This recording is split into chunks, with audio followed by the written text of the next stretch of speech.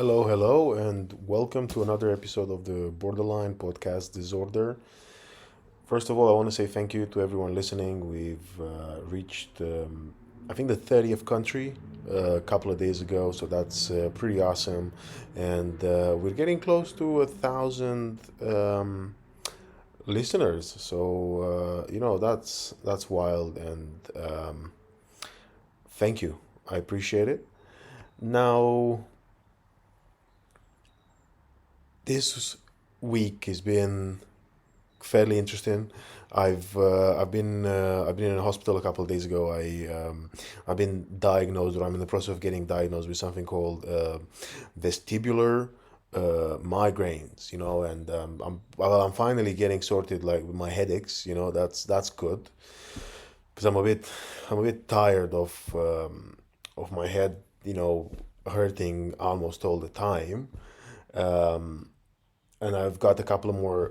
Actually, I'm doing a couple of scans on Tuesday, and then hopefully 2 weeks from Tuesday, I'm seeing my doctor for the last, not for the last time, but again, and then we'll have a look at the results of the scans, and we'll see how things are going and what we're gonna do moving on. I got some like nasal sprays that I have to use, and I've been told not to sniff it like cocaine. That's what the doctor said. I mean, fair enough. I didn't. Yeah, I've been told off actually as well for using ear like cotton buds. Apparently they damage your ears. I have inflamed ear canals because of the cotton buds, and I'm using. I mean, I'm not using. I've just bought like a earwax softener that I'm gonna use. But anyway, I'll probably review that later, and I'll maybe put it on like Patreon or something like that, So unless you really want to know about, how it's been going with the earwax stuff, I'll keep it separate from here because I don't want people listening to get that image, even though I feel like I kind of put it almost there already. Anyway, but yeah, I've been home, because yeah, even while I'm recording this, my head hurts. It's so easy to get triggered, and there is a lot of dust in the house because we're doing some work, and I don't think that's helping either. So I got the dehumidifier and air purifier blasting on the bedroom almost constantly. Obviously, I turn it off now for this. I wanted to preserve the audio quality of this as much as possible. Um, because of the whole, headache situation, I got a bit annoyed at times. I was a bit angry. I was also a lot angry with some other personal stuff, and checking the facts was a big, thing that I used this week. I'm still trying to figure out some day job stuff, which is gonna be only able to be fixed from Monday onwards. So by the time, probably when you listen to this, I might have an update. Fingers crossed. But obviously now I don't want to worry too much about it, and I'm trying really hard not to focus on things I can control. It's all about focusing on things that we can control. And I can control the fact that I had to cancel a couple of gigs last week because I wasn't well, and I had to do it even though I was annoyed, and I had to take some time off my day job as well. And again, I had to do it. It's annoying. I don't really like being at home. Yeah, I get bored and I get sad really quickly. So yeah, I think the amount of dread that I felt in the last couple of days was huge. I feel like I've constantly needed reassurance, so I obviously got in touch with some old friends, just dropping people messages, just saying, "Oh, how you doing?" Hoping they still reply, and they did because we're good friends, but. Yeah, part of me was like, oh, I really miss these people and I want to see what they're up to. But also, a big part of me was, I just need to talk to someone. I just need people to see I still exist. I had this urge of just calling in the work phone, and just speak with my managers, just to catch up, I guess, just because I freaked out, about not having a job, about not being able to do stuff. But I'm good. I had a lot of time, obviously, to think about, things, and I'm in a better place than I was this time last year, and I'm in a better place than I was this time 2 years and 3 years ago. I had, again, even those headaches, I had them for such a long time, and I've just ignored them. So maybe now that I, pay more attention to them, but also I'm getting closer to finding a solution and stopping it. So that's good. But yeah, that was it. That was my week pretty much. This episode is with a good comedian, but also an amazing baker. And his name is Krishna. However, he goes by the Depressed Baker on social media. And we met at a couple of gigs. We had some very good chats off stage about the mental health awareness and this side of things. And it was nice to have him around and to talk about what he does and the reason why he does the things he does. And it was just a good chat altogether. I really enjoyed the conversation. I hope you do too. And he's a wonderful guy. He's a good person to be around. He's a good person to know. And if you're London based, check his social media, and make sure you see his shows, because he's got this thing where he bakes for the shows as well, so you can get like a nice slice of pie, and have some comedy. And usually he donates the money that he makes on the nights, or again a percentage of the money, to different charities. He did a lot of, obviously, like mental health support. He did the LGBT IQA plus community, and now he's doing some gigs for like emergency, relief, for people who are affected by the conflict, war, what's happening in Gaza. So again, he's got a great heart, and he's a funny guy. Um, but yeah, I'll let you go now to enjoy the episode, and yeah, I'll catch you later.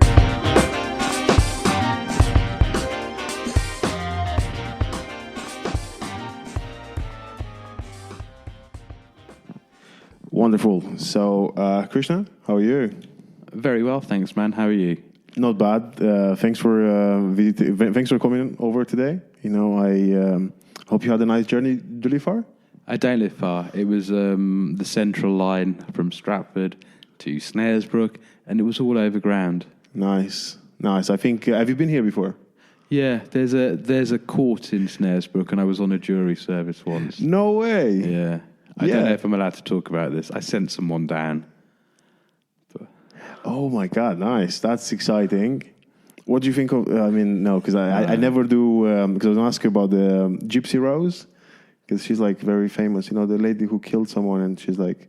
I've heard the name, I don't know what she done. What did Gypsy Rose do? I don't know. I just heard the name, and I was just like, oh, I wonder if... but no, actually, she's free. She's free. I heard someone, even though she killed a person, I heard someone referring to her as the white O.J. Simpson.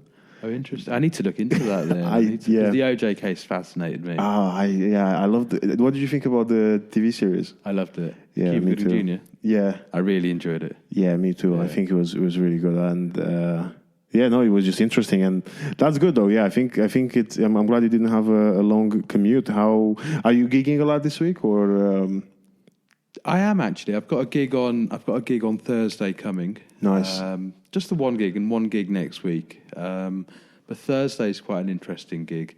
So it's my gig at, if you don't mind the plug. No, please do. Yeah, that's all about it. It's at Walthamstow Trades Hall, and I've been running traditional comedy shows there for the last year and a half. But what we're doing for this comedy show is we're collaborating with the biggest purveyor of vintage clothing in East London, and we're turning it into like a fashion comedy show or a comedy fashion show. What? How does that work? So it's a bit odd, but basically they're going to get a load of. They're almost go vintage, almost personal styling. The comedians who are okay to get dressed and be models on the day. So they're putting together a number of outfits for us to wear, and yeah, we're going to wear the outfits whilst doing comedy. And I'm trying to.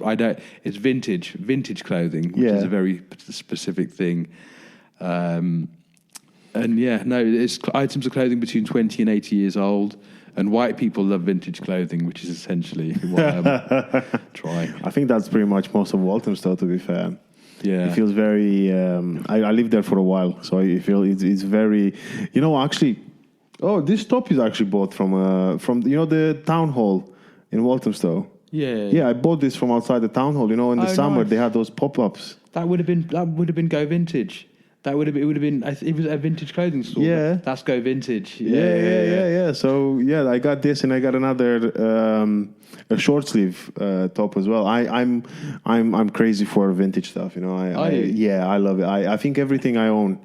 No, most of the things. I think besides of underwear and socks, most of the stuff that I own, it's vintage. Nice. Yeah, just because I've read a couple of like articles, and I've watched some stuff, and it's true, they made clothes better, and if you get like I have a pair of Levi jeans, which I keep mentioning in this podcast in the hopes that Levi's picks it up, but they are like American Levi's, and I had them for 9 years, and they are still going. Nice, man. Yeah, nice. So that's what I'm talking about. I love. Yeah, I love looking for stuff, and I love vintage clothing. I go on eBay, and like just looking for clothes almost all the time. I think that's the most compulsive thing that I do at the moment is buying vintage stuff. Yeah, I'll let you know about the next time. If this works, I might do it. If it works and it's popular, I'll do another one. And if you fancy it, you can be a model for it as well. Absolutely. Yeah, I think I'd love to. Have you ever? Do you follow football? Yeah, I support Liverpool. Of course. Yeah, we did talk about it. Yeah, look, you got that's a beautiful book, by the way. My Liverpool romance. Yeah, if you want that, I'm happy to borrow it to you. Oh, nice. Yeah, because I have finished it. We did talk about it. Yeah. So, I don't know if you remember the video with Andy Robertson on the Zoom call where they were presenting the new tops, and he left his like tag hanging. Oh no! Because he thought that they are returning the clothes. Oh no! Yeah, it's wonderful because Virgil goes like, "Robbo, would you mind taking your tag off?" He's like, "Oh, sorry, I thought we were returning." Poor Andy Robertson. It's like a gorilla poor. Yeah. No, but fair though. He's on so much money now. Like, he remembers the days when his mum took him to Asda to buy some food and some vests, and they didn't have them, and he had to keep the tags off. Really? No, that's an exaggeration. I don't know. We had to do that growing up as well. We had like sometimes we'd have fancy photography at school, where there's a photographer down, and we'd wear nice clothes for that. To be fair, no, they weren't taken back, but there was sometimes like a wedding or something, like be like, don't take the tag off the shirt. But yeah, no, and that's fair. I used to, 8 years ago. I did that once when I went to Primark. I think it was like I was in a very bad situation. I bought a pair of trousers and a white shirt to do like an interview, and I put the tags inside, and then after the interview I returned them. Oh, nice. Yeah, because I couldn't. I think I was just because it was like one of my very first interviews in the UK, and I was tired of doing because I did some like cash in hand jobs. And I was tired of that. I was like, I just want to get like a real job. I just want to do, and I didn't know how to present myself, I guess. And I did that. And Did you get away with it? Did you get your clothes returned as well? I did get them returned. I didn't get the job though. That's okay. It's more of a fuck over when you have to pay for the clothes. Yeah, well, that's the thing. But no, they did take them back. Yeah. I do food and drink actually. Sometimes I bake cakes and sell them at the market. Sometimes I do events where I sell cocktails. And I must admit that for the first 3 years I was doing that, I bought all my plates. I'd buy plates from Waitrose and take them back after the event. All my plates and glasses, like sexy. So all my events look incredible. I just return them the next day. No way. Yeah. And like, a lot of people like all my events, like as in if you look at the pictures of them, it's like this is Jay-Z's house. Because it's just nice crystal and nice porcelain. And that's because John Lewis and Waitrose have nice porcelain and nice crystal. Yeah, you got to hustle the system, haven't you? I guess, yeah, that's the thing. You do have to, and it's, again, look, that's why they have a return policy, I feel. Yeah. Yeah, it's not my fault. It's just the way it works. But I hope it goes well, though, the event. And I know you've done a lot of comedy nights. You've done a lot of comedy nights raising money for loads of, I guess, is it social events or like charities, you'd say? What made you, because just for a bit of like context, I guess, for anyone listening, who, by the way, this week has reached 20 countries. Nice. The podcast, yeah. Really cool. So we've got about, we've got 20 countries that have listened to this. Thank you for listening, I guess. Yeah. But yeah, so just a bit of context. So you've done comedy nights to raise money for mental health charities? Yeah. Which country is the furthest one out of interest? Oh God, furthest. It depends because you got Australia. Hello, Australia. Yeah, we've got Bangladesh. We've got hello, Bangladesh. Yeah, nice. we got Bangladesh, which is far. I think Argentina. Yeah, Chile as well. Canada. So you're killing it. Well done. That's really cool. Well, we still like. Again, I think it's like 2 or 3 listeners, but you know what? It's better than nothing. Still counts, yeah. Yeah, exactly. Still counts. So yeah, that's I think furthest. Oh, Indonesia. Damn! It just shows depression's everywhere. Right? No, but legit. Yeah. It is. I think it's because it's borderline podcast disorder. I think everyone that types like BPD, it will come up. But yeah, exactly. Yeah, depression is everywhere. I wish I knew that when I was growing up in Romania. Yeah, I think we discovered it only like a couple of years ago. Yeah, actually, I think COVID was like such a huge thing with that. Yeah, people. Yeah, I guess people just were forced to think about their mental health in a different way, right? I don't. For me. To be fair, I think I'm just as depressed before COVID as I was after. But yeah, no, I think it's just made people think about their mental health in a different way, which is cool. Yeah, which is cool because we were all isolated at home, right? Couldn't get away, do the things that we might do to get away. Although I tried to get away from the world by going home anyway, so I just wasn't directly impacted because I just stayed at home anyway. Oh, yeah, fair enough. Never leave the house. But still, I mean, sorry, a couple of things, just to backtrack a couple of things you mentioned. You're right, they don't make denim like they did back in the day. 15 years ago, I had an amazing collection of denim because when I was younger, I was a really wealthy man. And I'd always buy the coolest pair of Levi's or G-Star or had money off, cash on hip. And then one day I lost my job, got really depressed, and the worst thing happened. Someone stole all my jeans. How? And I didn't realise until after the event. Like, basically, someone came, I think we had a bit of work done at the house. I'm presuming that's when it happened.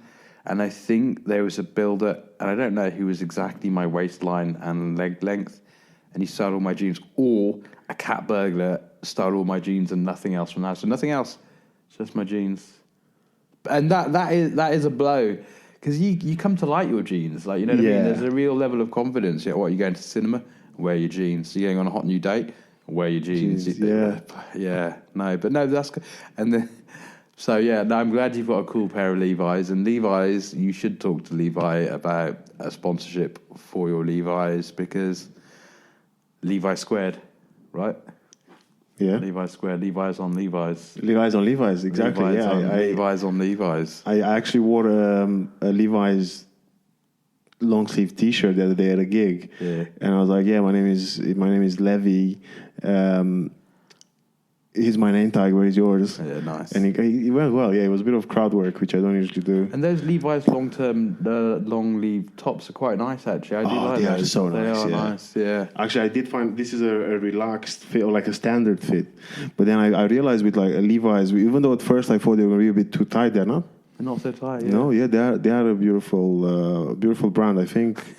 These are Levi's. These are no way. These are a combination of jeans, tracksuit bottom, and chino. Because obviously I had to replace all my jeans. I don't know what you'd call them. Tracksuit jeans. But yeah, they're so comfortable. I'm actually looking.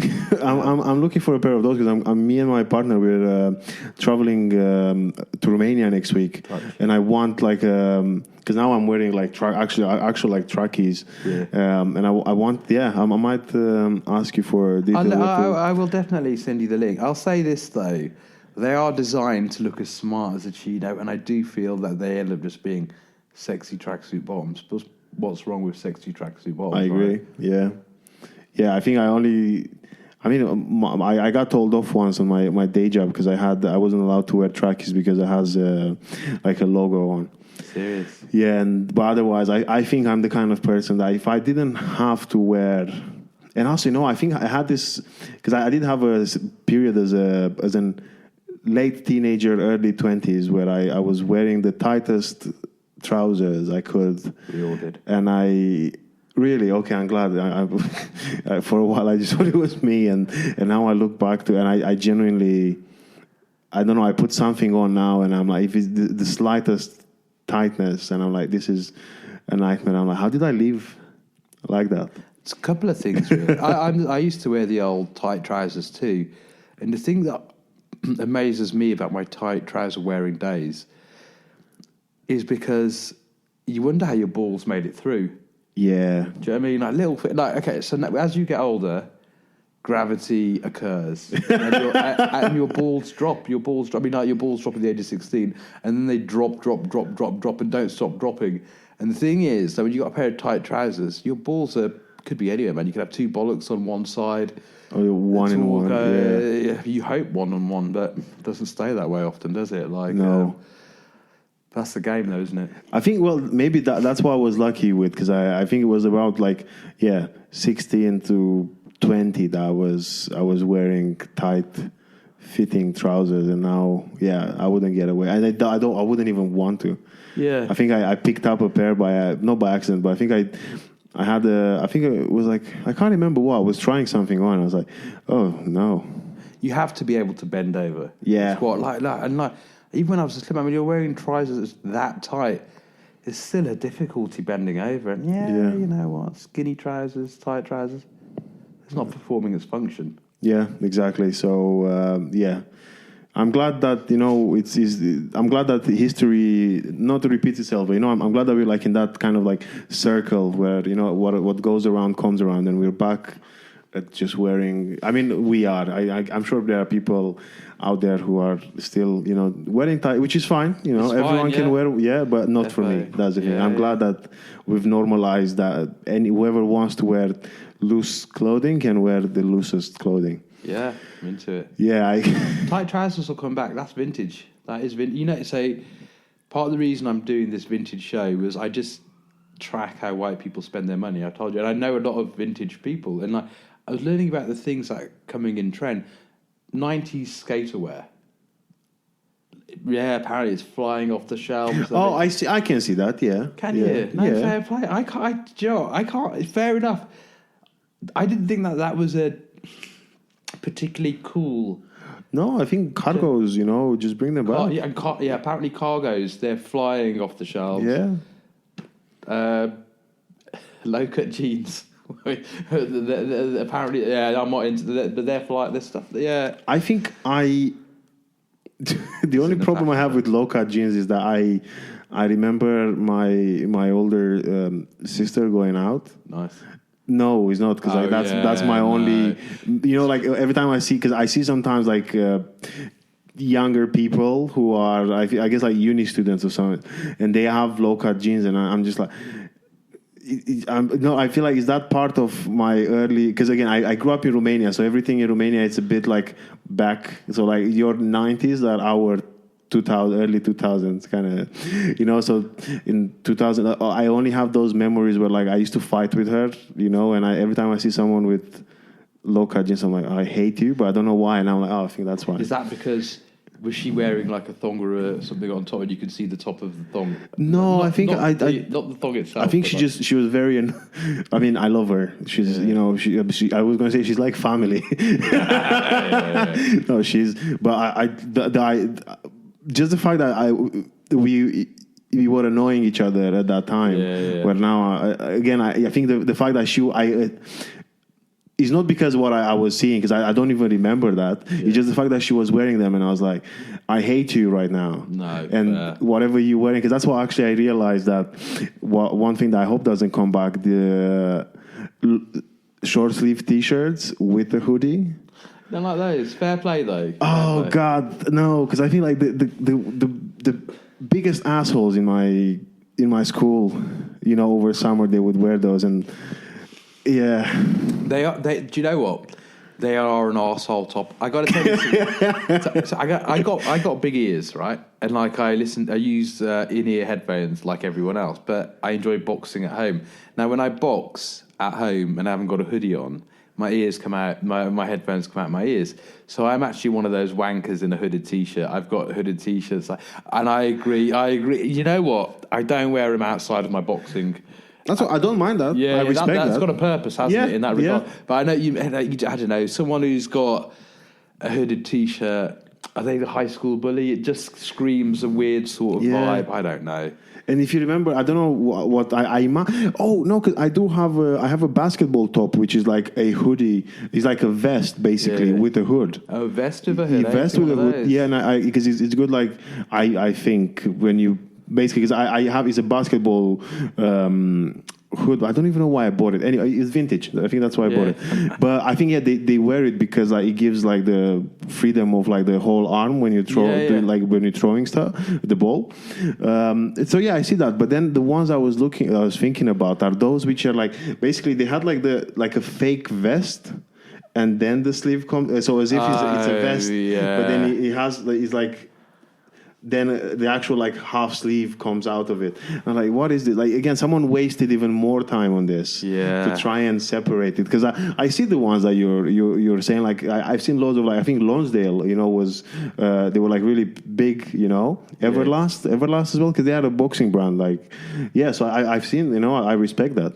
Nice. Yeah, but I just don't, it just reminds me of going out in town and someone just calling me names or something. No, I know what you mean. Do you know what? And like, it's funny because I might also be annoying for wearing it because some people I've heard this great theory. Like whenever I go to the gym, someone's told me that if there are people in the gym that do this one thing, they are massively wankers. If there are people that go to the gym and must compulsively hit a punch bag twice and just walk away from it, but I'm that guy. I am that guy, and I'll be doing it in my hooded vested T-shirt, just a couple of punches here, and then I'll walk away. And then someone told me the other day, my wife actually, only losers do that. But yeah, no. Is it because you were both in the gym and she saw you, or do you know what? I do understand it a little bit because sometimes you get some really aggressive people in the gym and they'll just like whack the bag for the sake of whacking the bag. And actually, this is really funny. There's this guy at the gym who's developing, I think, his own form of martial arts, and it's incredible to watch, but it looks really weird. It's very slap based, so it's open face palms, like but almost slapping the punch back and using both hands. And he's developing this weird, crazy new form of martial arts that just he himself follows.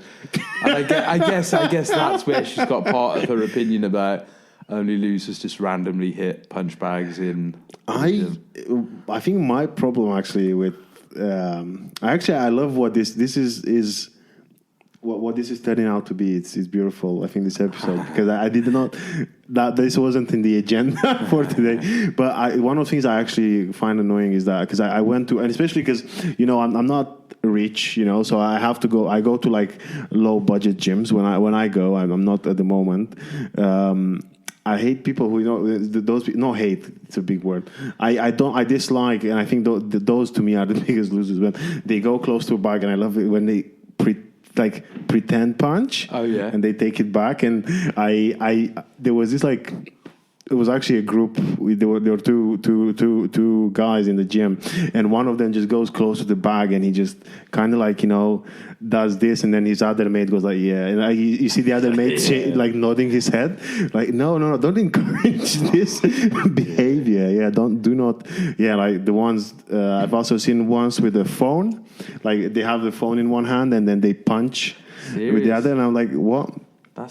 There's some weird encouragement that goes on sometimes. Yeah. Like, we should all go to the gym. But I tell you, the worst group of people in a gym is a group of guys. And it can be multiple ages. They could be in their 20s, they could be in their 30s, they could be in their 40s.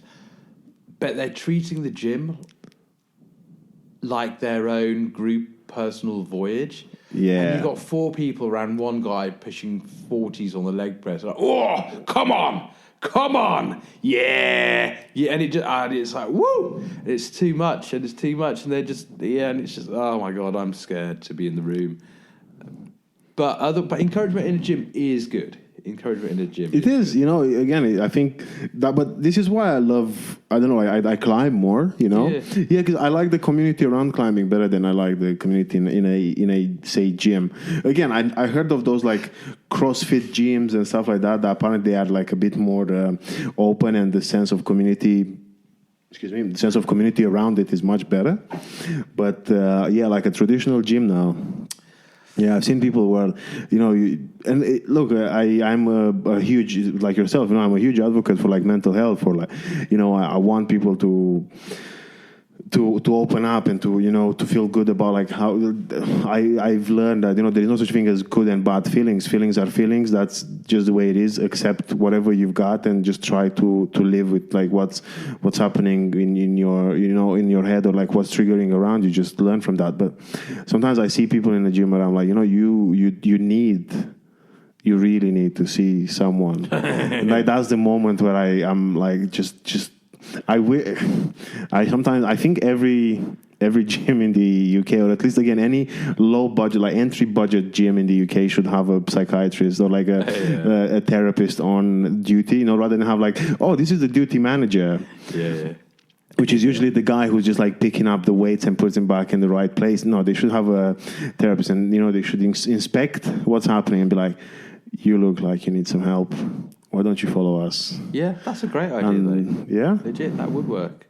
Because, I've never seen as much, I agree with you, as much hunger. And it's all usually from, I think it's that time window from 5 to 8 p.m. when usually people go like after work. And you can see that someone's had a very frustrating day. Yeah. And now they go in the gym and they are making someone else's, they basically are pouring their frustration onto someone else. And that's not, that's something that I'm not up for, because I think I've been the recipient of frustration. I've also unfortunately poured my frustration on other people. So seeing both, I'm like, no. It's one thing I think that gets I don't like gyms. I work out. I don't enjoy going to the gym. Same.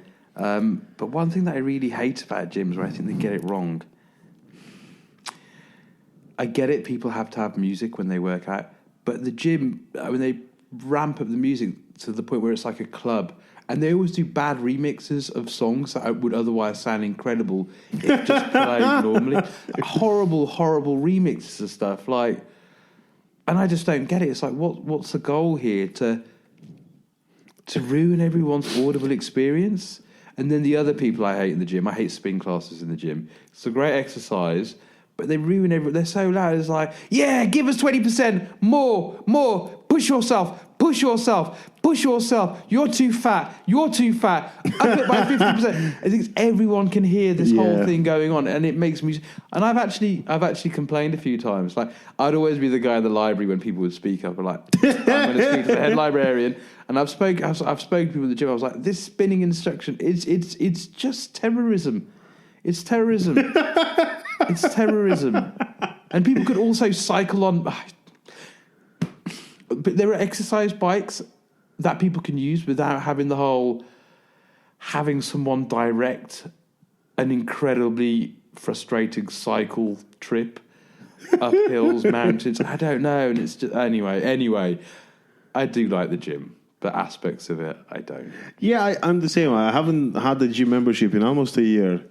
I don't really miss it. I don't think there is one. I mean, the nearest one, I think, is actually Stratford from here. Is it? Yeah, I mean, because you have some Maybe. there are some gyms around the corner where they do like classes and PT stuff, and I don't know. I'm in between. Yeah, it's just not for me. I don't think, and I agree with you. I think, and also I don't know if you've ever, but I have been in a gym before where the actual class it was open. There wasn't even a room in the gym. Oh, really? Yeah, so he was actually in the middle of the gym. Oh, no. And he was like, because it was like 2-floor gym, so obviously you'd go up, but the actual class was on the bottom floor. So you kind of like, it was literally like, when you go in the Colosseum and you see the... So that was, I think that was their idea. It was like, oh, this is the people like... battling, their biggest nightmares, which is in a treadmill in front of them. There is that culture. Some of these classes, I think a fitness class nowadays would just kill me. I mean, I seen this. There's this personal trainer with their client the other day, and he was trying to get the client to do benching, and the client was like, "No, this is going to be too heavy. I can't do it." He's like, "You can do it. I'm here for you." And he's like, "I can't do it." "You can do it. I'm here for you." So the person starts to lift up the bar, and then it drops. And it's like the person's arms and wrists are able to prevent it from crushing their chest in, but they're barely holding. They're trying, "Oh, please help me." And he's like, "Feel the burn. The more I don't help you, the more strength you're getting." And like this person is shaking. The bar's about to fall on them, and it literally drops. And the person catches it and lifts it up. He's like, "Well done. You just done a perfect set. That's 50 kg." I'm like, do you know what? Instead of getting this person to murder themselves over a 150 kg set, why not just take off 20 kg? This person looks horrible. They are dying. But then sometimes personal trainers are the only people that can do that, really, right? It's someone that we're paying to essentially tell us to, stop being so fat. Yeah. Lift up more. Do 50 press-ups. And it's like, but yeah, no, fair enough. But I like the gym. Yeah, I do as well. And I think... I don't know if it's happened to you, but I did have a phase where 6 years ago, I did an online course on basically like to get like a PT. Did you? Yeah, I gave up after like a month Nice. or two, just because I couldn't be asked to finish it. Big up Udemy, I think it was £50 for a level 2 qualification. Because I'm unemployed. I'm toying with the idea of being a PT for chubby people like myself. Well, I feel like a feel-good PT, Yeah. But the thing is, though, when you see PTs in gyms, like they are walking advertisements. Like, it's difficult, and I don't think it should be this way. But the ones who do the best, the ones that are cut up, Arnold Schwarzenegger, like the best PT at my gym who makes money, I call him Captain America. I mean, he's Bulgarian. But he as in that's the look of the person that someone wants to be there. I think, but I'm hoping that there'd be a marketplace for the non-Captain America, for the Bruce Banner type personal trainer, maybe, or maybe the Captain America before he became Captain America. He was still a good guy then. Yeah, and he was a good guy. I think that's the moment when I actually still liked Marvel, and it was I still found it good, and I love that movie, and I love like how he was a beautiful person, trying to help out, and I love I think the whole concept of him jumping over the because it was a whole thing about like him putting his life at risk for the price of it. And again, that's real the guy, captain man. That's Captain behavior. America. So I would be down for that, and I think that's what you kind of need, because I feel like now you either have PTs, which again are kind of essentially like you pay someone to bully you. Yeah. And obviously I don't want any heat from any, because I know there are some They're wonderful no, yeah, that's true. There are lots of good PTs. Yeah, but yeah. Or you have the yoga instruction, which is let's feel good about yourself. But then I feel you need something in the middle. I think it's too much of a gap between 50. I think like.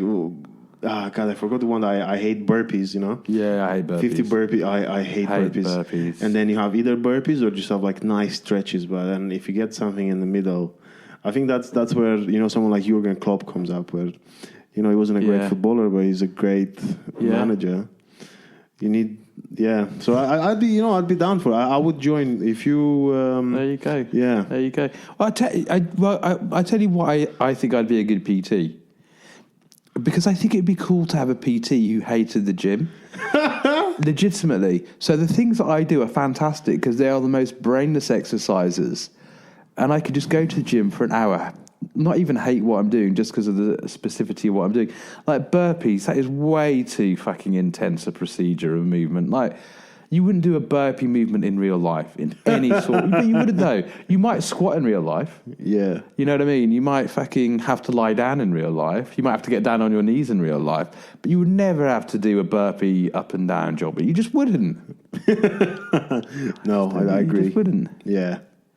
I think this is the problem where, because I was actually listening to Arnold Schwarzenegger's book, which is actually good. I did enjoy it. But, because he's the one who came up with the supersets. And now is this whole thing where I found it fascinating, where it's now supersets, and you get like kind of like sick. It literally like exercises became like shampoos, where you have like shampoos for men. We have like 7-in-1. It's like a dishwasher, is a hand shampoo, is a face shampoo, it cleans your car, it cleans everything. And that's the thing where you have like a barbell, and then you do like a bicep curl while on a treadmill. The treadmill is on one of those like medical balls, and I'm just like, this is ridiculous now. Do you know what? Yeah, I mean, great exercise. Probably, it is for the people that can do those. But you can't get a civilian to do half the designer stuff. I don't know. It does sometimes. Sometimes I guess it depends on the person. Like, so this guy that I know at my gym, into boxing, he does some boxing TV shows on Sky. No way. Yeah, it's quite cool actually. But he wanted to do this thing, so he's continuing to interview boxers, and he's in good shape anyway. But he wanted to live like a boxer training for 3 months, and literally just be as lean as fuck. I just saw the meals he was eating. So much boiled chicken. So much boiled. And it's like, okay, the thing about a PT, when you pay a PT, they'll get you to, I'm not just ragging on PT, they'll get you to the same, they'll get you to the exercises which you wouldn't want to do yourself anyway, will never do once you never see the PT again. And then they'll say, yeah, I've got some great diet tips for you as well. You'd be like, what's the diet tips? I'll be like, grilled chicken and salad. It's like, fucking hell, that's all it comes down to, the burpees and grilled chicken and salad. But this guy cut everything joyous out of his diet, and like, he looked fantastic, like he was so lean. And he did this thing where, like, the PT that I know works with a university that do lots of dietary things, and they can provide you with actual fat, and they kind of do something to stabilize it, or as something to represent fat, so you can see how much you'd be losing. And a very weird thing that he would do, it was a good thing to see in a way, is he would have like to carry around the fat that he was losing, and it was it's a really horrible thing. And he did lose all that weight, but I just like all the stuff that he's got into doing this, and he looks magnificent. But I was like, mate, how you doing? You happy? He goes, I've quit the diet and I feel so good. I've put on 20% weight, because he trained for like the 300 movies, just like I was doing 300. Jeez. But no, my version of PT, which isn't that, is eat what you want, 2 puddings a day, Yeah, I just try and find a way to maximise how much gluttony and pleasure I can have in my life, which is just why I go to the gym. Anyway, I feel like It's such a hard thing because I actually used like Noom for a while, you know. It's an app that's like, which is actually quite interesting because they did all this like training your mind as well as like, you know, helping you out with the diet. And I just found the fact that I just don't enjoy having to like log my meals and stuff. Like it helped, and it was interesting in Noom because it actually had a lot of DBT, like dialectical behavior therapy skills in. serious. So so I've seen how like your mind can help with what you want, and I think I found some very helpful tips. Serious. But ultimately I don't like logging in. I think I'd struggle.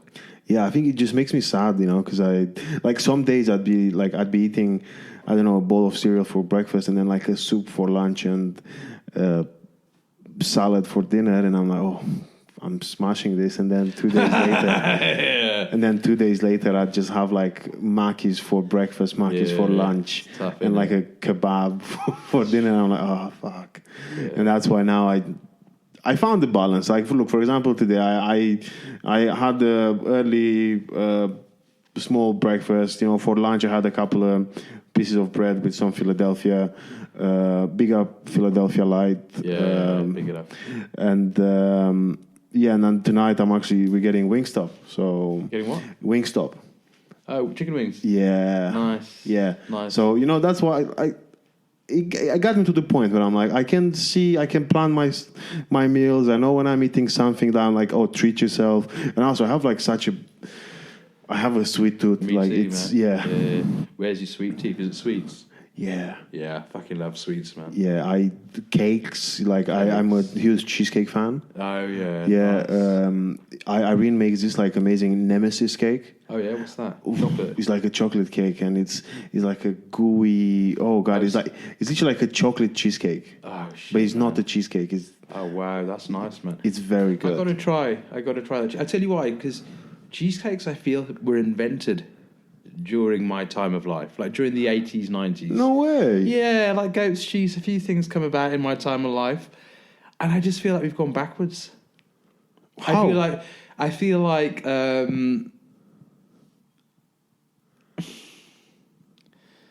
I just don't know if we've taken cheesecakes as far as we should have done in the last 30. I don't know. There's Basque cheesecakes which have just come out, which are very trendy. God. And they're doing a lot of good stuff. Don't get me wrong, but just your traditional digestive base, cream cheese, seasoned and fruit on top.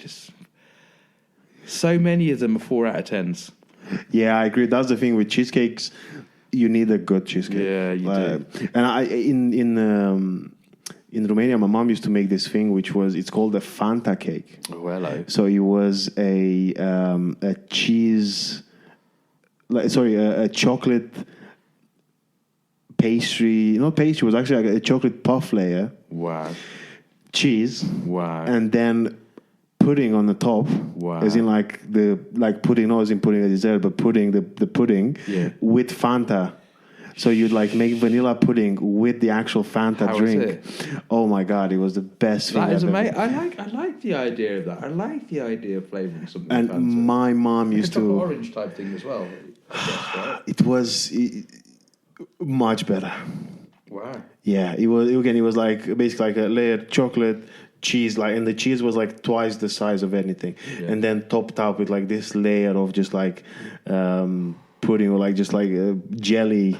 Sort of, yeah, wonderful. It was the best cake ever, and my mom used to make it, and it was fantastic. And That's what a cheesecake should be. You see how you're speaking about you're romanticizing each layer. That's what it should be. Each layer should matter in the cheesecake. Yeah, I agree. You know what I mean? If you don't give a shit about one of them, a third of what you are eating is pointless. Yeah. And I think even with I don't mind again a traditional cheesecake. I think if anything, I'm a huge fan of vanilla cheesecake. Yeah. You know, because that's what I was saying. That sometimes, if anything, I feel like, especially when you go to like a shop, they took it too far. What? With like the cheesecakes, because you see that they didn't take it. I feel like sometimes they take it too far. But it's like mango, because I had this thing like mango and passion fruit, and I tried, and I was like, this is ridiculous. No, like you could have not wasted that cream cheese Yeah. and put it onto a. Have you had the cheesecakes from the Cheesecake Company? They're in supermarkets. Yeah, I did. They're not bad. They are not bad. No, They're not bad. Yeah, I think God, I can't remember the. I think it was actually the Sainsbury's exclusive, or like special, whatever they have. The Madagascarian vanilla. I got one on like was a yellow sticker. You know, I wouldn't. Nice. I wouldn't pay full price just because I want to try it, to test it. Yeah. But that was the best I've had so far in like a shop level. Do you know what? Like when I was at university, just after university, I had a job working for a bank, and I made the most money, even more money than I've ever made now, which is depressing. It's true. It's crazy. Because you also think you're going to be super rich when you have loads of money. I didn't have loads of money when I was young, but it's fucking comfortable.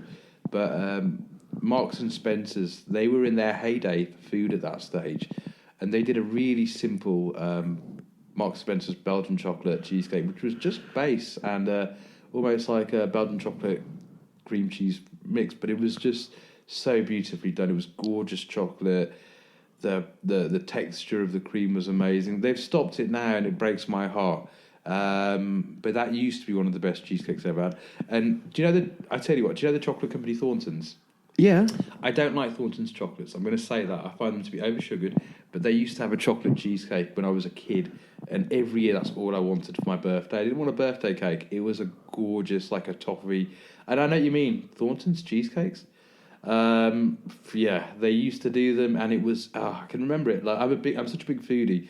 And that one, I can taste it right now. It's a gorgeous fucking cheesecake. No way. Stop doing it. Yeah, I mean, I don't. I wasn't going to challenge you on that because I don't like Thornton. But maybe it wasn't a thing when I came to in Romania. I've never heard of it. And when I came in here, I think I had one of those like specialty boxes once in a while, but it wasn't for me. So I kind of, let it go. So that's why I'm not going to challenge you on that because I'm like, yeah. No, don't. But I think they're an everyday chocolate maker masquerading as a chocolatier. They're not chocolatiers. They're not chocolatiers. They're not. Well, actually, this is because I'm going to ask you something. Go on. Because obviously we are talking with someone known as the depressed baker. Yeah. So what is it? What do you when you bake? Now I'm going to challenge you because obviously we are discussing and we are rating cheesecakes and other desserts, I guess. But what was it? What's your favorite? Like, what would you make if you like? I need something to make me feel good about myself, or like I'm not having a good day or a good week. I'm going to try and make this. What is it that you go for? If I'm in that mood, it's always savoury food. No way. Yeah, because like whenever I'm really depressed or really down, and I will I've uncommonly felt really really down. Like within the last couple of months, I've just had a few really bad days, few really bad combinations of days, concurrent days, a couple of bad weeks. But what I really enjoy doing is just making something where I can play with the recipe. And it always does come down to trying to eat healthy and tasty at the same time. So I just made a really delicious soup. Like spent 2 days making the stock because actually a soup is quite simple, really. But then everything that kind of went into it afterwards was so it would be healthy. Like it had lentils in it because lentils are high in protein, high in fibre also. Even little things like making I love chopping the celery, the carrots and the onions, just getting into the rhythm of chopping. And like when you play around with a soup, there's so many things. You got sweet paprika, you got chili, you got thyme, you got herbs, you got garlic, and I just like the improvisation of cooking like that. That's something that makes me really happy. Like whereas baking kind of doesn't make me as happy in a way, purely because you don't really have that improvisation. Yeah. Because you the second you change a baked recipe by adding something that you think might be interesting, It's not forgiving. The baking gods are not forgiving to me, I don't think. But where I started off the baking, though, like, as we've spoken about the gym, like, I remember when I was trying, because I used to be a really, really skinny guy, like really, really skinny. Like, I remember at school in biology, we had one of those massive skeletons, like, that they used to demonstrate where the body parts are. And they used to call the skeleton at school Krishna, just because that's how skinny I was. Oh. Like, terrible. But yeah, no, it was true. And I was so skinny, like, when you see gated mansions or schools or hospitals, and I could squeeze through the bars. Shut up. Yeah. Do you know what? Every day, listen to this. This is quite funny. At school, I used to actually skive a lot of school because I could break into my auntie's house. I could put my very slim wrist through the letterbox, unlock the top of the lock, and open the door. And I would go to my auntie's house where she wasn't working all day, and you were there for every day, like for a couple of hours, like very regularly. I showed my brother how to do it as well. It was really bad. And yeah, like, it was crazy. Just break. I found it, strangely enough, like, I'm able to break into places. Not anymore. That's crazy. Not anymore. But anyway, when I was younger, at university, and you want to try and romance women or whatever gender, men, you want to romance someone, and I was like skinny, got to get some muscles, and I used to take loads of protein and creatine as well. And it kind of worked, but it always tasted like shit. Always tasted, and like, protein shakes are just the most joyless form of nutrition ever. Like, I tell you, the best situations for protein shakes is if you're trying to help people in malnourished countries. It is the best way of getting nutrition. It's a great way of getting nutrition, but just taking liquid powdered protein after the gym is a very odd way to indulge yourself, I guess. Wow, to satiate yourself. Yeah. It's not even an indulgence. Yeah, that's true. So, and I tried having like the protein snacks. So I'm a foodie, as like you, and there's loads of protein snacks at the time. They were like protein flapjacks. It contains like 30 grams. Like, no, that's 30. Stupid. It would be 30. 12 grams of protein, the equivalent of 2 chicken breasts in a flat, and it just tasted disgusting. and there were other things that just tasted really bad. And I thought to myself, there's a gap here. So my product in its infancy was a breakfast biscuit that was high in protein, but all natural, all delicious. Lots of nutrition dietary nutrition went into it, like... So, for example, my brand is called The Depressed Baker, and this item, my breakfast biscuits, all the ingredients in it were theoretically good for your mental health. I haven't done any true studies myself, but there are strong links between the consumption of omega oils and good mental health. That's why certain things like walnuts are good for you, are good for your brain. And I guess I created an item that compounded lots of premium ingredients, all with a great story, into one bar, and it was a really, really beautiful like breakfast biscuit. It just kept me full. Like they were kind of incredible because like you could eat one and it would keep you full for ages, and you wouldn't feel bloated or anything because they didn't have any refined sugar in them either. Because with refined sugar, you'll have the high from the sugar, then you'll have a crash afterwards. Yeah. It's why when you have a Snickers bar, and I love Snickers bars, but you'll enjoy it and then you'll crash. Like, it won't give you sustained energy. Whereas there was a lot of science that went into this one particular product. And initially it didn't taste good. Because trying to make something healthy, and I spent like a year getting it, and I got it to a stage where it tasted really good. And I thought, I'll take it to market and I'll start selling it. And it went for the most part really, really well. Strangely enough, and it was great for fitness. The people that love my products from a fitness perspective, weight trainers liked it, but the people that would always buy my products were ultra marathon runners, or these people that go cycle rides for like 3 days or something. Like, they would always, but then, oh yeah, can I get 5 of your breakfast biscuits, please? And they were really good. So, and that's the health and nutrition of the product. The reason as to why I thought it would be a good product. There's a brand, and I think they're prevalent in America and other parts of the world, though I'm not sure if all of your listeners are going to know, called Belvita, and they create a breakfast biscuit, and it's a very simple breakfast biscuit, has no nutrition in it. They come in like almost like a simple baked, almost like a malted milk biscuit, and they don't provide any nutrition really. But I remember when I was working at Aeon having my breakdown, that'd be the thing I'd always have. Like, I'd always have breakfast biscuits. You know, I'd have a terrible night. I'd always have a breakfast biscuit. Everyone else would have breakfast biscuits. And I looked into this company. I was like, breakfast biscuits, it can't be that big a deal. And they were worth like over £1 billion or $1 billion. And I was like, maybe even bigger, because they're part of a large group. But that particular product did loads. And I was like, do you know why it is that they're doing so? It's because of that brand, breakfast biscuits. Breakfast biscuits. And I thought, I want to get in on that breakfast biscuit. So my product was called Breakfast Biscuit Bites because I couldn't copy them. And yeah, no, it went okay. But the difference between me and Belvita was the reason they're still in the race and winning. And this was the crux of my product, really. A Belvita breakfast biscuit will stay fresh unless opened for a year, 2 years. Whereas my product was entirely fresh, it would only last 4 or 5 days. So that was kind of the difficulty with my product, which was just because it was natural and delicious. It was just in a way less viable as a product to sell.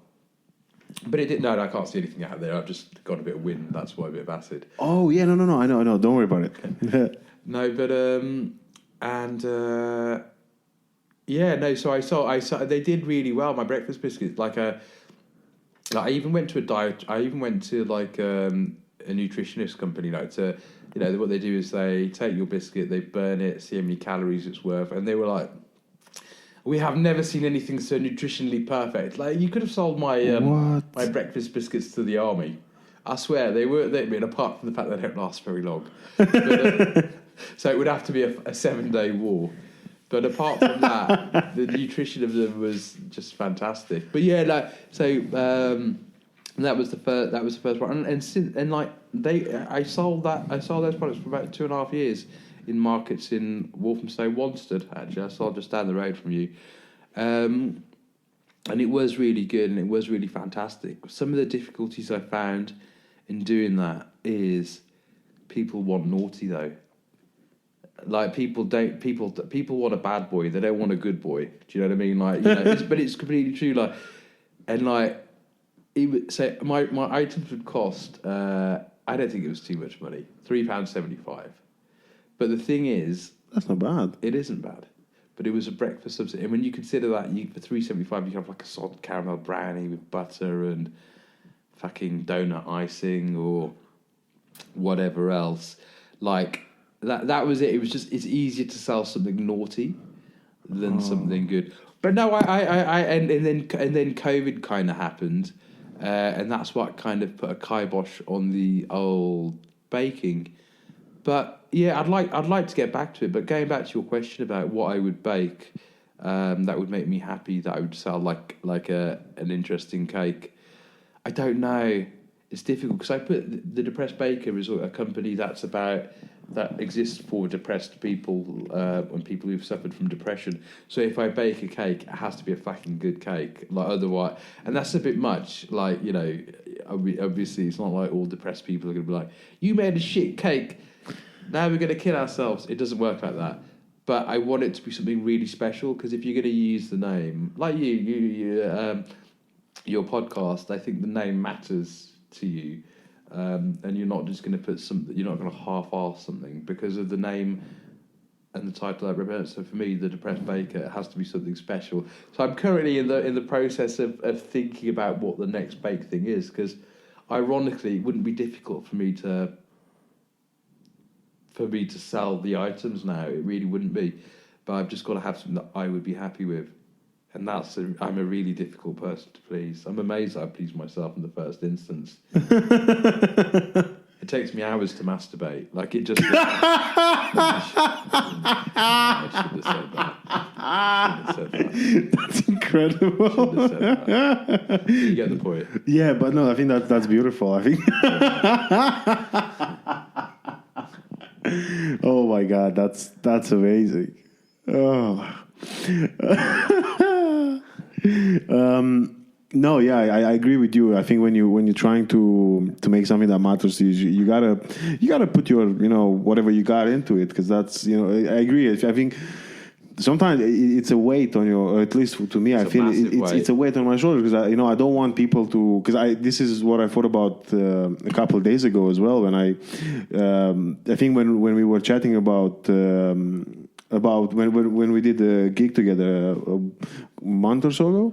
But either way, yeah, when we did the gig together, I was telling you that, I'm kind of like struggling with the sound, and I'm trying, because I always think about, like, what if someone's listening to this and then they think that specific thing that they have seen or heard or whatever, it's what it is, and I'm like, no, I want you to see that it's not great, but it's better, like every episode or every whatever happens, I want people to actually feel what I feel when I do this, or like it's at least close, Yeah. So I agree. I think it's a huge thing, and I didn't even know about the nutrition bar. It sounds incredible.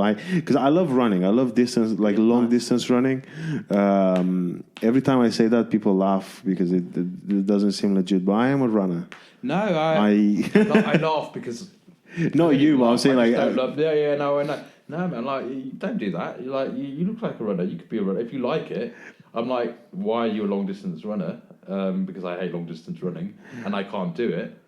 But no, big yourself up, man. No, I think it's better because I'm a slow runner. Yeah. So rather than saying slow, I'd say long distance, because I pace myself. Yeah. And I do love it, and I do find that I think that's what I'm lacking sometimes. What I don't take, like, but I speak with other long distance runners. And it's wonderful to see that, like, they have, like, stuff in their, like, pockets, or you have those, like, treats in your bags, and you just feel basically like you help yourself while you're in the run. I do sometimes when I run long distance, I set up a reminder every 45 minutes to have, like, a gel or something. So I do have to go through that process. It sounds amazing. Now you made me really curious about the biscuits. So if you bring them back, let me know, because I'd love to. I'll get some. Definitely, it kind of makes me want to now.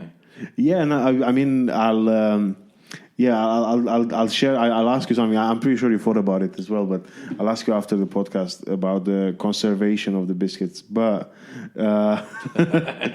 yeah, I don't want any, like,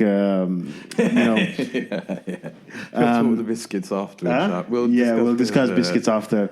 But so how did that then, like, because you were baking and then you got into, like, when did you start doing comedy? So, I actually started doing comedy. I'd been doing comedy for 4 years. Really, I've only properly taken my own comedy seriously for about a year and a half. But I've been doing it for 4 years. Where I got into comedy was a really cool organisation called Counterpoint Arts, who offer, like, a comedy scheme for people of migrant or refugee backgrounds. No refugee over here, a tenuous migrant background. But I got into the program, and it was really cool because it was run by people who are experienced comedians, and they teach about joke writing as though just you're a normal person who's never done comedy. This is how to start. It was like workshops, but they also provided organised events, and that's what made it so special, because not only did they do these workshops for us to learn the craft, we'd have different places every now and again where they do events, like small places, small things. But then at the end of, like, the run, they gave us the opportunity to perform at Camden's People Theatre, which is and it was amazing. Like, I was very depressed at that stage of my life, no real prospects. Seems like nothing's changed, but it was a really powerful thing to be stood in front of loads of people on a stage. I think it matters. I love a stage when I do comedy. We don't always get stages, do we? Even if we're just stood in a pub on the ground, like, in front of people, that's not a stage. A stage, that's good, and I love a proper stage. And then they gave me the stage to begin with. I was kind of hooked as a concept from that point, with just the feeling. And then kind of just after COVID happened, and at that stage, the baking company was going okay, but the problem was I wasn't able to share the story of depression. Or it just wasn't as fast. And that's the thing; it's just not as fast enough. Like legitimately, it might sound like a big reach or just a big dream. Like I would like to change the world some way, some shape, or somehow. And like there'd be times, for example, when I'd be baking and I'd be at the market and I'd be up from 4 a.m. and I'd bake 60 things, and then the market day it rains and no one turns up, and then you have to go home with this product that you've made to destigmatize depression by creating something beautiful, and it would just be really sad and depressing, and it just became. And then I'd also do the whole selling at coffee shops when I wasn't there, like as a normal wholesaler would do. And the problem was, like, people love my brand of the Depressed Baker when I explain it. When it was in a coffee shop on a shelf and someone was like, "What is the Depressed Baker?" People weren't able to, and I get it because there's a very personal story behind the Depressed Baker. It's to do with my own mental breakdown myself and trying to get better from depression. But to them, it was just an item, and that was it. You know what? Like even when I didn't sell my cakes, it was still a good story. I remember I donate to food banks. There's one in Waltham Forest and there's one in Hackney, and I got really good feedback from people from the food bank. Whenever people donate to food banks, you don't get feedback. People are just grateful what they can get. But the manager of the food bank was just like, "We've had people that are asking about your biscuits." And I just felt so proud, like as in, and that gave me a really good feeling, like as in, is it something that you can regularly bring? And I was like, I can't like that. These were the left, but yeah, there was like that was it. It was just a difficulty. Like I wasn't able to sell it as I could tell the story as fast as I wanted to, and I don't know, like. The reason I think like the Depressed Baker is the best baker. I remember one time I was selling in Walthamstow, Orford Road Market, and I was there all day. Did okay, sold quite a few items, and there was this homeless gentleman. He was, in shelter in one of the shops there, and he was collecting money.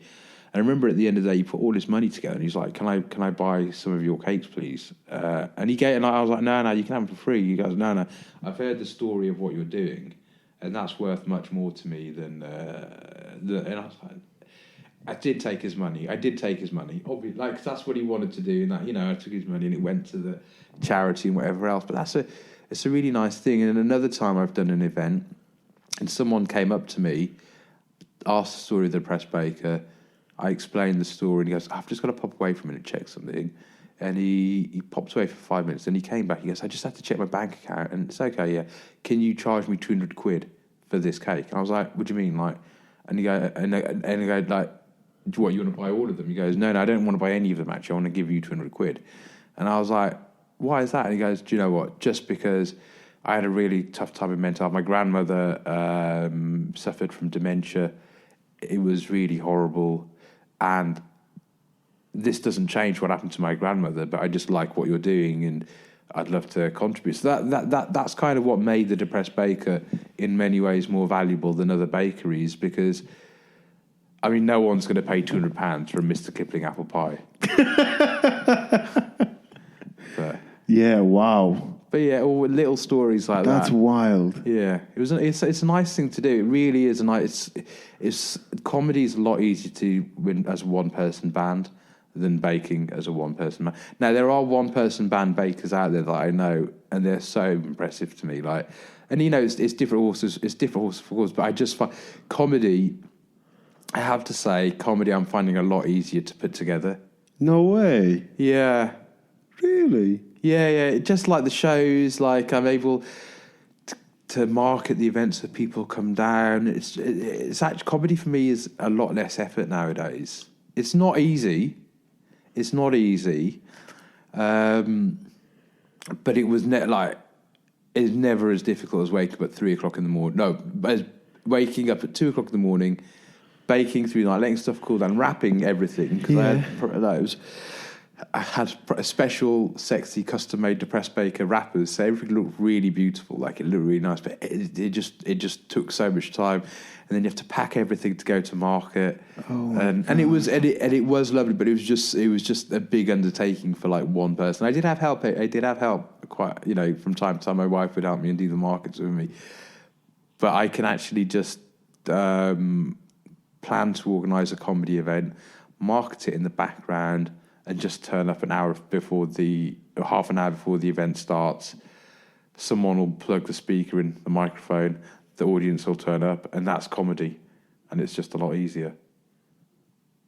Yeah, when you say it like that, it makes sense. Yeah, just logistically, I think. And I've also donated more money, I think, from the comedy events than I did from baking.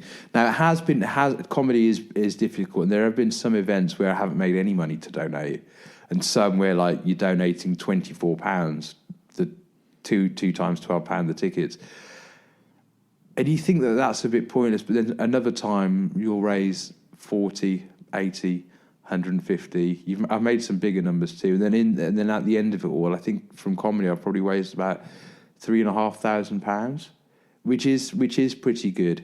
And also, this is the other thing, the problem with not the problem, and I will go back to baking. I will, because that's something it's a real thing on my list to do a comedy event. That's one of mine where I bake and sell my cakes at the event. I will cry real tears of real joy, but it has to be a good cake. And then everyone has to say they fucking love it. But if that happens, that'll be me smitten for life. I think it's not out of reach, It isn't. No, it isn't. It isn't. No, it isn't. It isn't. It isn't. It isn't. I just need to think. Like I was talking to a baker the other day, and I was explaining my quandary, like saying, like he's an amateur baker, not a professional. I was like, mate, I want to create the best cake in the world, because that when people taste it and they're like, that's the depressed baker, it's like, do you know what? Fuck me. Depression is not going to be a thing soon if this guy keeps making these cakes. I want it to. That's not really. When people are happy when they eat something. Yeah. And it's got to be perfect. It's got to be amazing. It's got to be like. It's got to taste better than a cake you can get from M&S and Waitrose. And I know the entire ranges of both of those supermarkets. Like I do, and so and then the guy was like, "Does it have to though?" And I was like, "Maybe it's got to be something different." So he's like, "Everyone's made the same. Every type of cake's been made a million times over now." So I've got to find a way of managing my own ego for the brand and doing something that works. But I do want it. Yeah, I will work on it, but I'm not going to put something forward unless I'm happy with it. I really won't. Fair. Let's see. It's not. Again, I feel like it's hard, when you have like those sort of challenges. Actually, the book next to you, by the way, it's a wonderful book, and it talks about about like creativity. So because the thing when you were talking about like there are like 8 million baked cakes a day, etc. That's kind of it. Where it's like it doesn't, because it has this old theory about how. Because of like how many people are in the world, it's not the case of who's coming up with an idea, because loads of people can come up with an idea, because again we are so many and there are so little lesser ideas. It's about who basically puts it out first. And I did disagree slightly with what you said though. I'll tell you why. Slightly. Where? Which one? As in the guy that told me every cake's been made a million times over, and they have for the most part. So. I'm quite a foodie, so I spend a lot of time researching stuff. Like, I think I made a cake that no one's ever made before. Have you heard of sea buckthorn? No. Sea buckthorn. Sea buckthorns are like a coastal berry. They're like by Cornwall and places like that. It's a very tart berry. However, the flavour of sea buckthorn really is a cross between passion fruit and mango, which is incredible because they grow in England. So, and the thing is, we always import passion fruit and mangoes. We really do. And we've got a British version. Sea buckthorn isn't quite perfect. It does have a few problems. It's very sour. But yeah, no, it is a unique ingredient. And I made a sea buckthorn and saffron cake, which was quite nice. So yeah, but it doesn't make it, and it was really nice actually. But I do think there are some, and sea buckthorn is used in desserts, but you don't see it used very often in cakes. But by and large, I do agree all cakes have been made a million times before. But then again, something like salted caramel, that's only been around very... Okay, depression's taken the last 15 years of my life away from me. To be fair, salted caramel's been 20 years now. But that is recent. Yeah, it is. That 20 is years. It's recent, mate. Yeah. So, and yeah, it's not to say, I don't, yeah, anyway, I don't know. And chances are I'll just do a chocolate brownie. And that'll work anyway, like a really good chocolate brownie. But let's see. I'll keep you posted. I'll keep you in the loop. Yeah, man. I'll say have a look. I'll keep you in the loop. I'm definitely down for that. You know, I'd love to even come. You know, just to not even just to come, just because it sounds like a wonderful concept. Because that's what I was thinking about before, where you were saying the thing with you know, when you sell it in like a coffee shop, and if you're basically it's like there is no one to tell like the story of what like the depressed baker is. Yeah. But then I thought, you know, you could have like your own themed, you know, comedy. So that again, it's not out of reach. That's the thing. It's and it's not to say that, oh yeah, if you want to do something, no, it's more of because you got the skills. You know, like you know comedy, you know comedians, you know how to. Which actually, because funny enough that you were saying earlier, you know, look at how many people are struggling to actually get audiences, and then you're doing well with that. You know, like you got your way around it. So that's what I'm saying. Like you on things where you're like, oh, what if I bake like this cake? Because I think to me that's what would be my biggest nightmare, where I do something and then that's the problem. That's the problem. The fear I've got. Yeah, the cake is the fear, because actually for most bakers, the difficulty is finding a place to sell.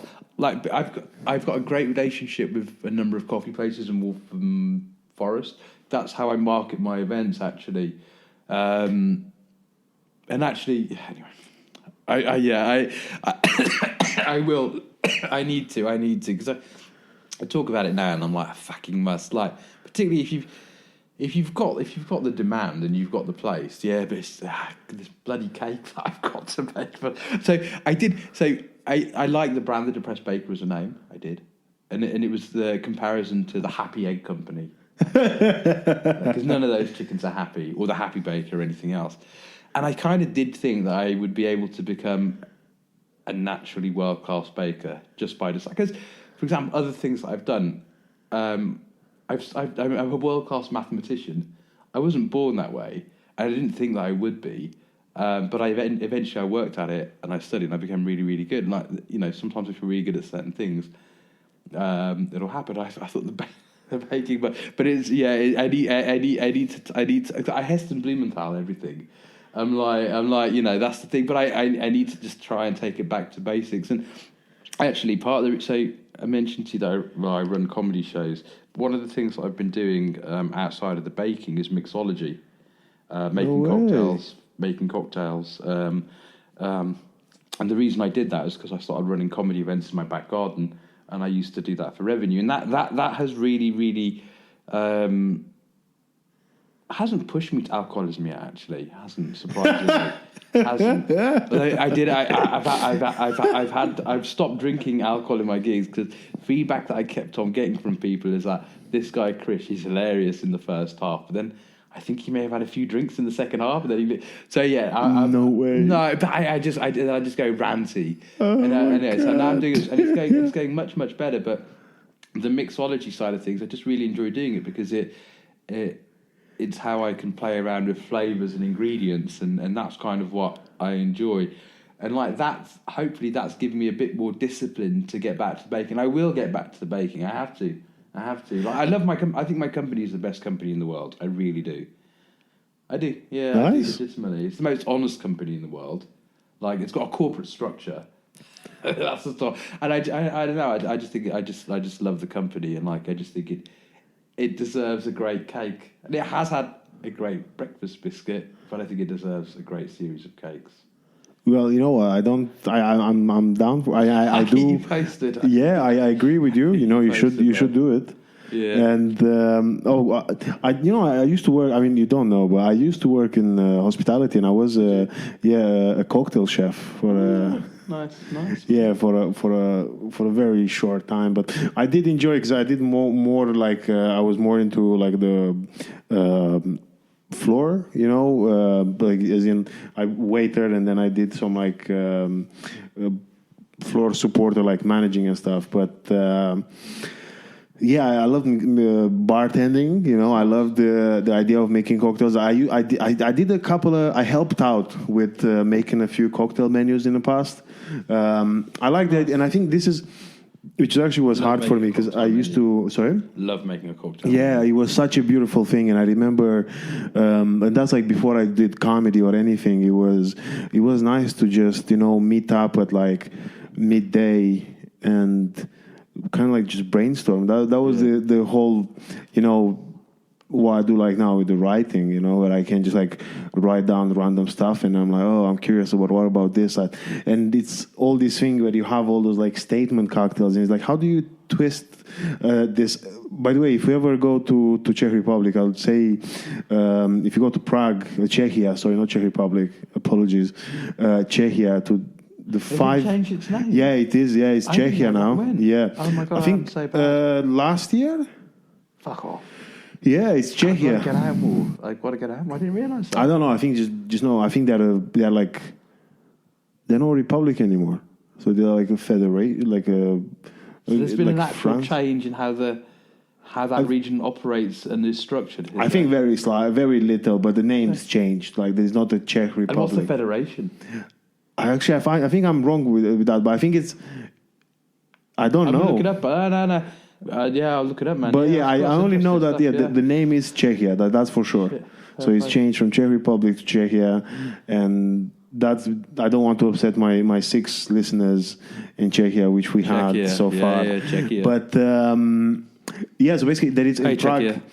It's a bar called the Bugsy Bar, which apparently is the oldest, is the first cocktail bar in Europe. Nice. So if you ever go, check it out because it's beautiful. Like he has all these things, and that's when I used to drink. But he had like basically has like again old school like classic cocktails. But then there is a whole page on each classic cocktail. Say you have like old fashioned, and it's a full page of different types of old fashioned that they make. Nice. Yeah, it's wonderful. Nice. So because that's what I like.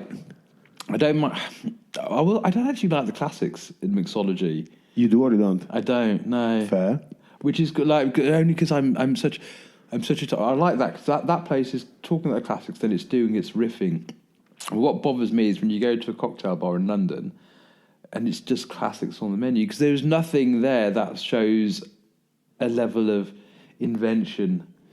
Like a classic cocktail you could make in your own house once you bought all the ingredients. Like there's nothing you have to make. It's like the measures are there. Is I don't know, fucking 2 vodkas, 1 lemon, and but like I just think there should be like a little bit of infuse the vodka with strawberries, infuse the rum with coffee beans or tonka.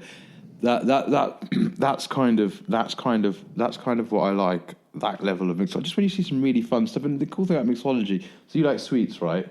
So I'll often use sweets as a way of coming up with flavours for drinks. Like one of them is Jelly Baby. I've got a Jelly Baby flavoured cocktail. Which no way. Use Jelly, and I love Jelly Babies, by the way. Jelly Babies are one of my favourite things in the world. I fucking love them. And once, listen to this, I didn't live there. Once I could have bought a flat in a converted Bassett's Jelly Baby factory, and it just smelt like Jelly Babies wherever you walked. It was lovely. It was quite a small flat, but it would have been worth it. It would have been worth it for that. It was a lovely thing, actually. Where was it? Because we actually looked into a Tribord old factory. See, where was yours? Oh God, I know it was East London, but Stratford was mine. My Jelly Baby one was in Stratford, but I don't know. Did Tribord make Jelly Babies? I don't know. I don't think they made Jelly Baby. I think it's just the mental, the mints. But you don't want to go. That would just smell like mints. No, that actually, it smelled like garbage because it was collection day when we had the viewing. Fair enough. Yeah, it was in the summer, but it was actually like a summer rain, so it was hot. Fair enough. It was in like it was humid, and the bins, all the bins were out. So I think that's actually what put us off. Fair enough. Because we went for the viewing, and all I could smell was the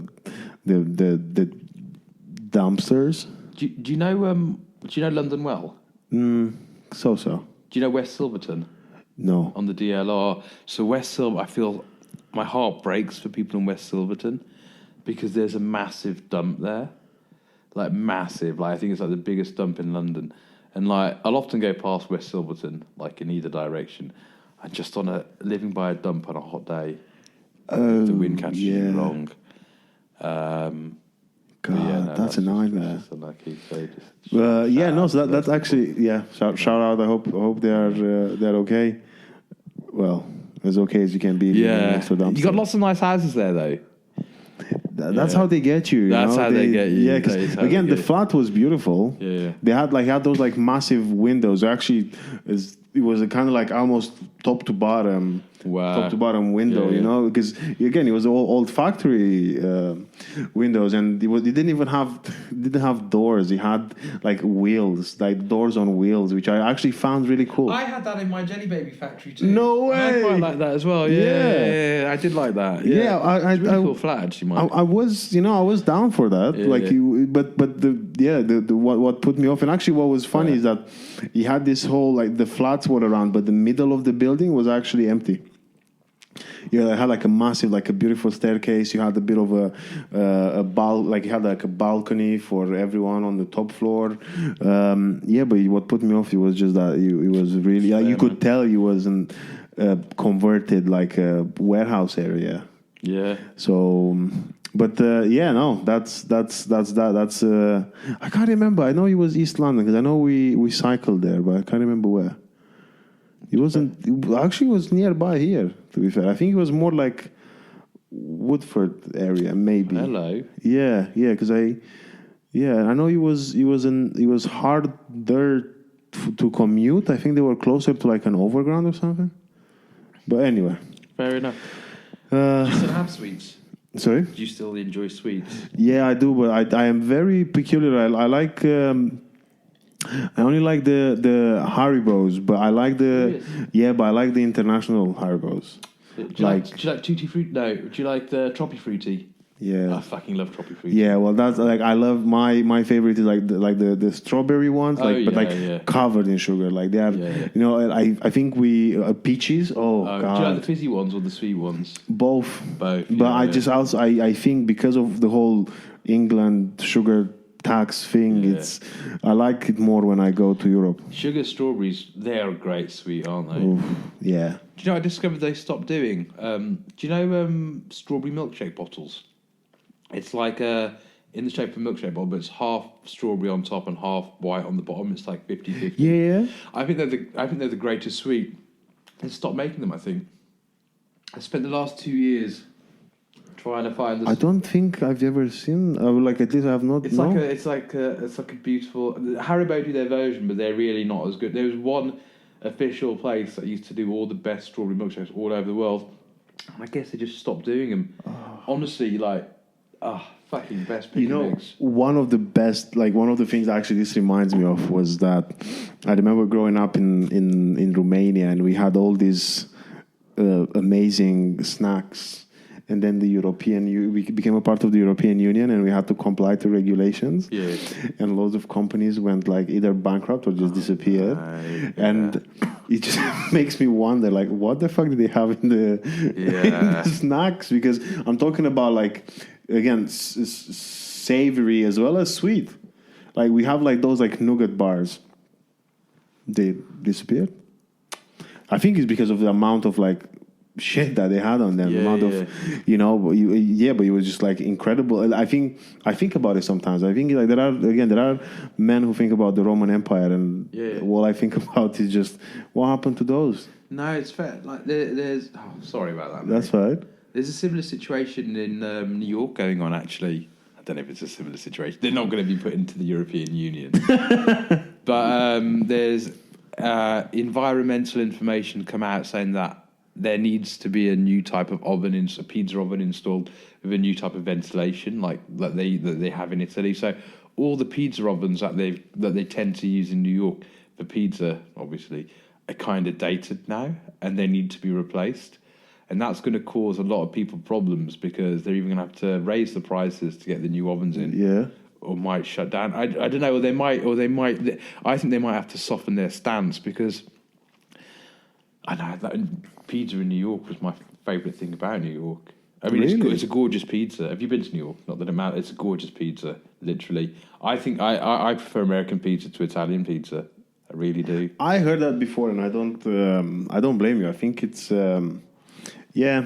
You know what? I don't blame you. I heard that a lot, and I actually think that I had some. There was an American pizzeria in Manchester, and it was actually one of my favorite pizza places. Because you've got a rigidity to the dough, haven't you? You can hold it up. You can hold the slice up properly. Whereas some Italian thin pizzas, Yeah, you have having to it there straight slap away. it, Yeah, exactly. Or you either have it there straight away, but as soon as it goes in a box for delivery, the condensation goes, and you've just got a sloppy mess. Whereas American pizzas. Well, and also I love a Detroit pie. I love a Chicago pie. I've never had a Detroit pie. I want to have both of those. Have you had both of those? Yeah. What's the Detroit pie like? Detroit is literally like it's a pie.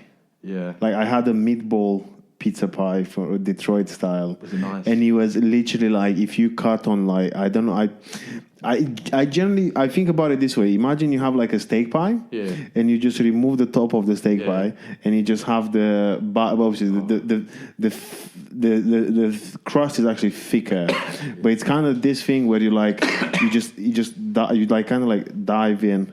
Wow. Yeah, like you could eat it with a spoon from it. Is there a bit of crust in the pastry? Is there a bit of crunch? It wasn't a pastry. It was actually pizza bread.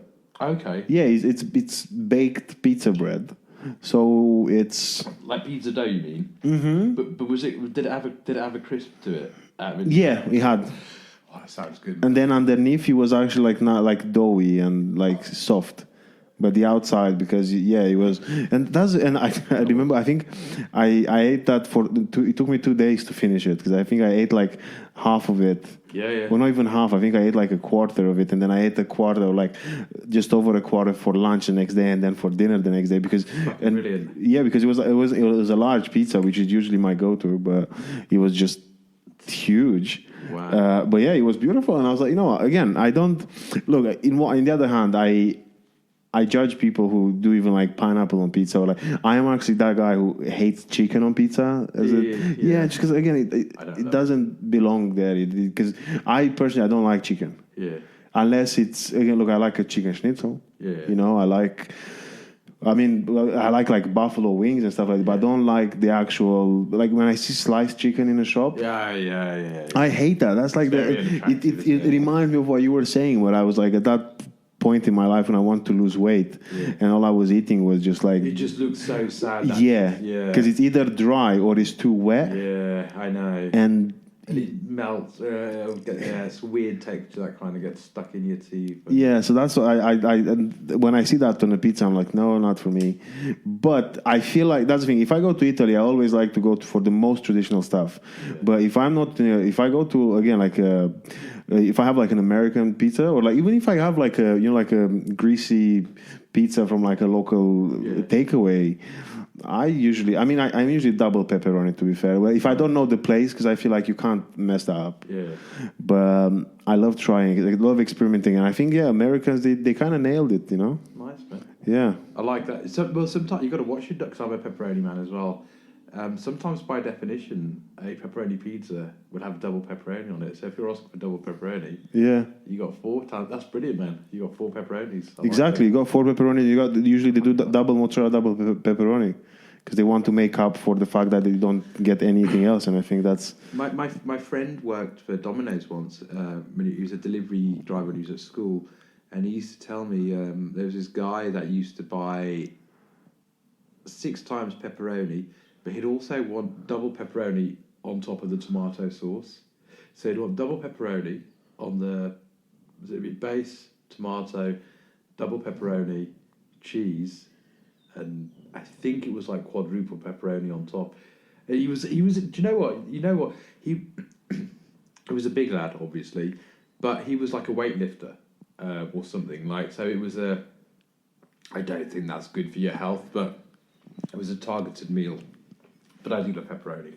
God, yeah, but I mean, okay, I can see the amount of proteins from the salami, but the amount of fat as well from the salami. Yeah, they were. Yeah, excited. Can I Yeah. just use your bathroom, by the way? Yeah, of course you can.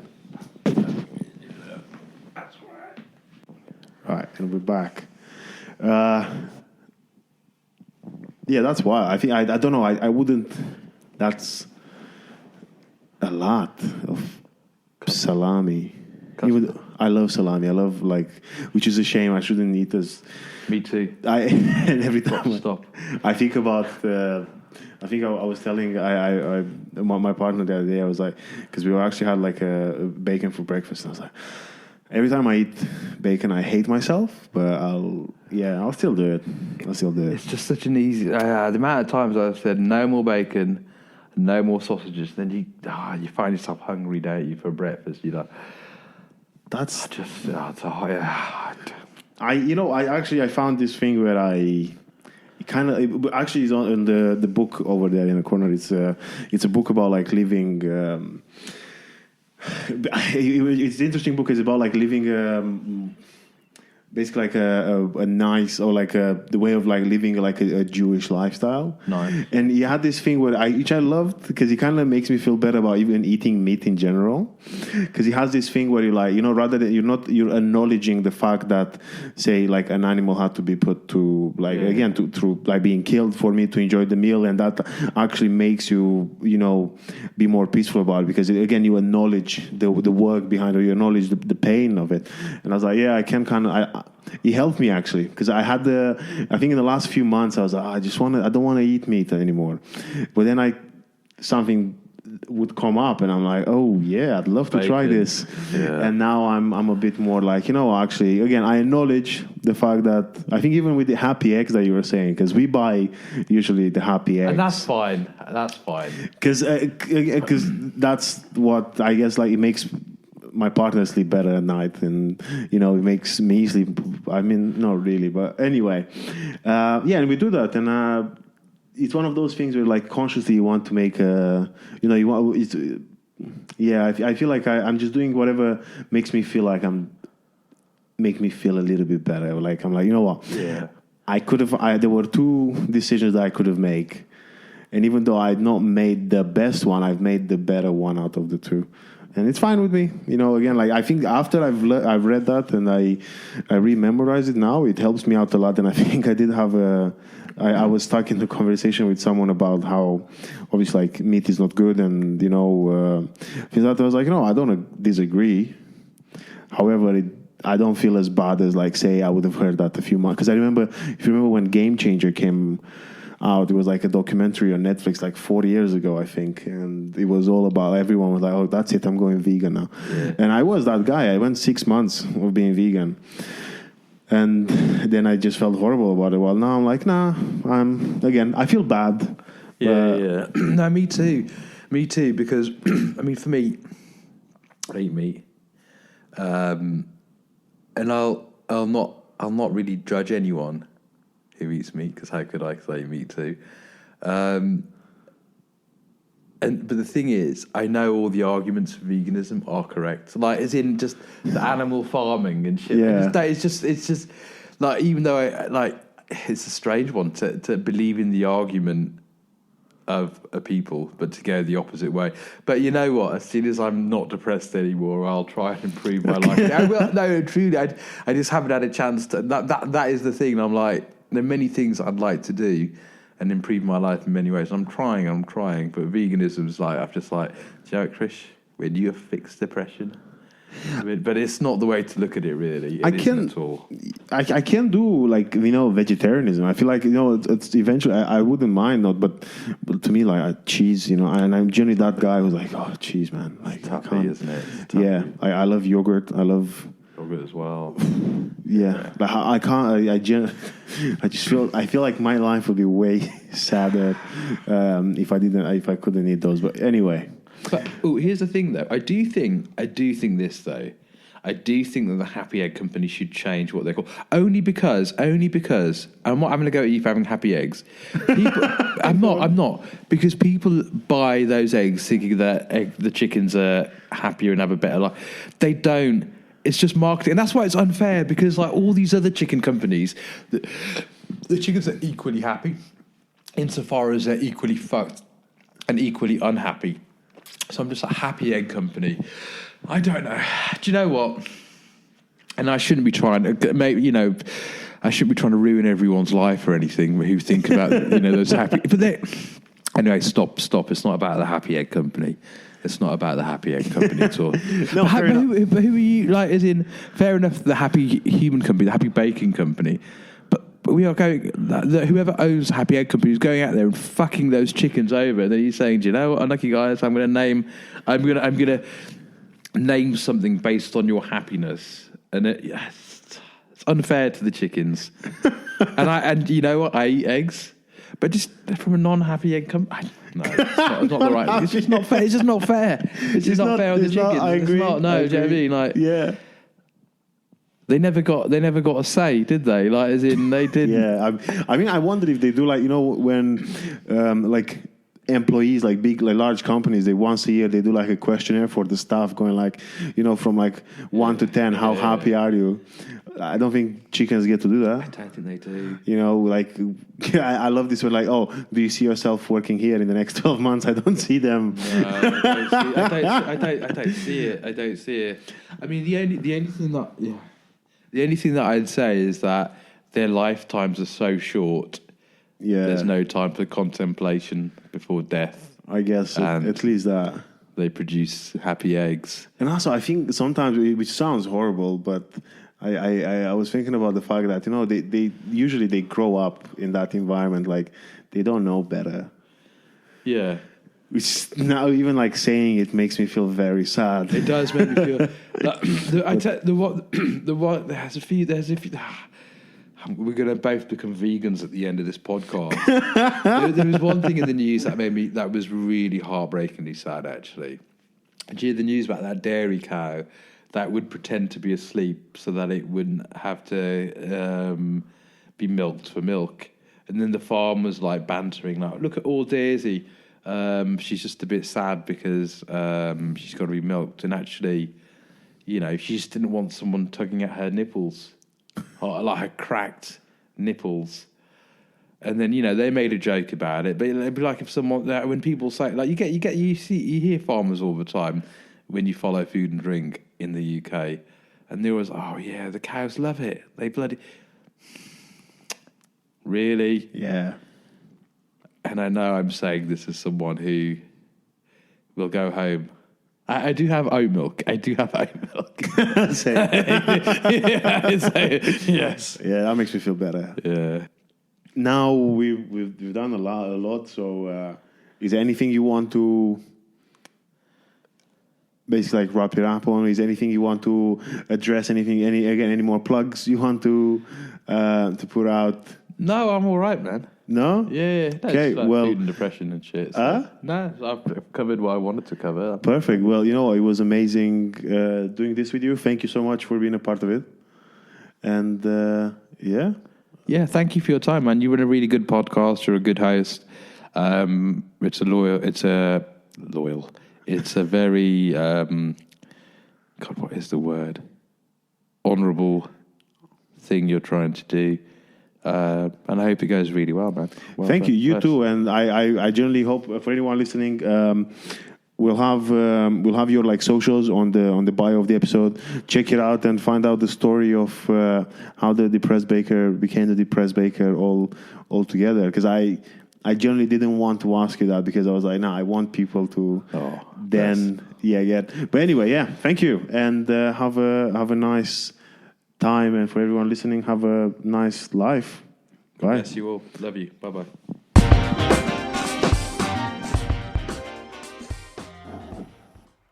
Okay, well, I hope you enjoyed the episode. I definitely enjoyed having Krishna around. Make sure you follow him on his social media. Make sure you follow me on my social media if you want to see more updates about the podcast, but also about my comedy shows coming up. There's some exciting work coming soon. Now, that's it. Have a lovely life and stay skillful, folks. Catch you next week.